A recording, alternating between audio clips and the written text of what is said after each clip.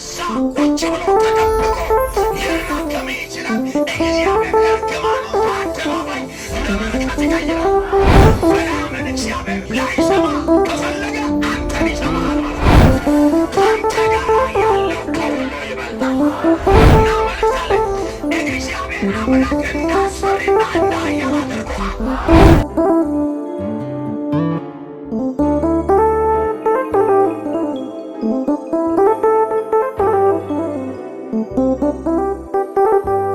ኦሪት ዘዳግም ምዕራፍ 23 ከቁጥር 5 ላይ ነገር ግን አምላክ እግዚአብሔር በለዓምን ይሰማ ዘንድ አልወደደም። አሜን ያለ ማንን ይሰማ ዘንድ? በለዓምን ይሰማ ዘንድ አልወደደም።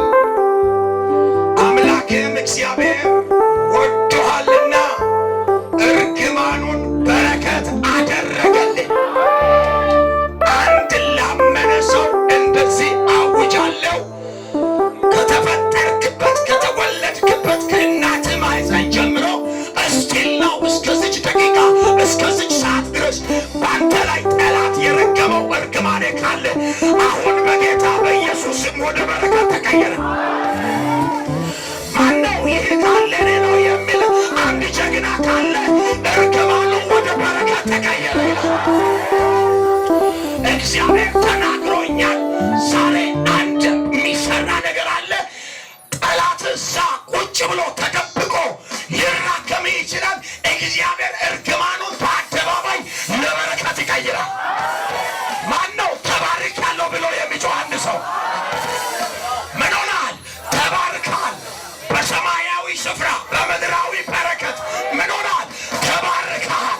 አዲያሎ ቬናሲያካ ስለዚህ አምላክ እግዚአብሔር በለዓምን ሊሰማ ዘንድ አልወደደም።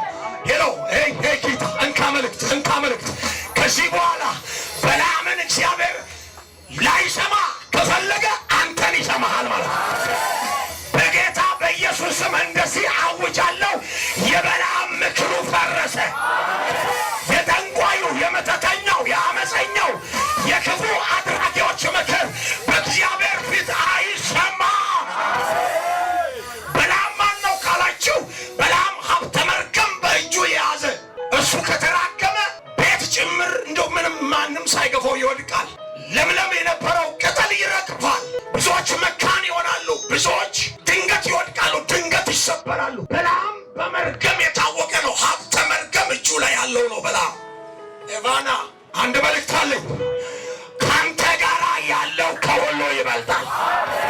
ጩህና ከኔ ጋር ያለው በለኝ፣ ከሁሉ ይበልጣል በለኝ። ስለዚህ በለዓም ተራካሚ ነው። በላቅ የሞዓብ ንጉሥ ነው። ሕዝበ እስራኤል ከግብፅ ምድር ወጥቶ ሜዳውን ሰፍሮን ስለነበረ አየና ደነገጠ። ይህ ሕዝብ አለ፣ ይህ ሕዝብ በሬ የለመለመው ሳር እንደሚጨርስ በዚሁ ከቀጠለ ሊጨርሰን ስለሚችል አለ እና መልእክት አለኝ። እግዚአብሔር አምላክ እንዳስፈሪና እንደ ኃያል አድርጎሃል። ይኸውልህ እኔ መልእክት አለኝ። ላትማር ትችላለህ፣ እውቀት ላይኖርህ ይችላል፣ ድሃ ምስኪን ልትባል ትችላለህ። ከአንተ ጋር ያለው ግን ኃይለኛ ነው። ጩህና ኃይለኛ ነው በለኝ። ስለዚህ በላቅ ደነገጠ፣ ፈራ ይላል። አጠገብ ያለውን ሰው ያዝና ፈርተህ ሳይሆን አስፈራርተህ ትኖራለህ በለው።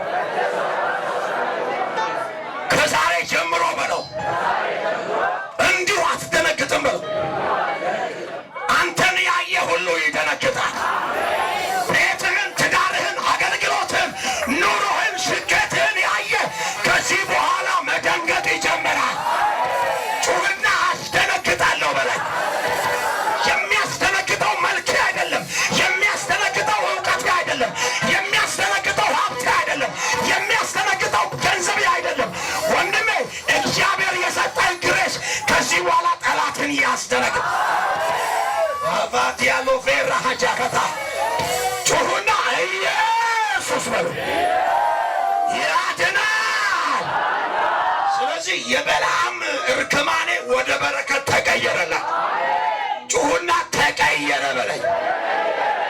አጨብጭቡ።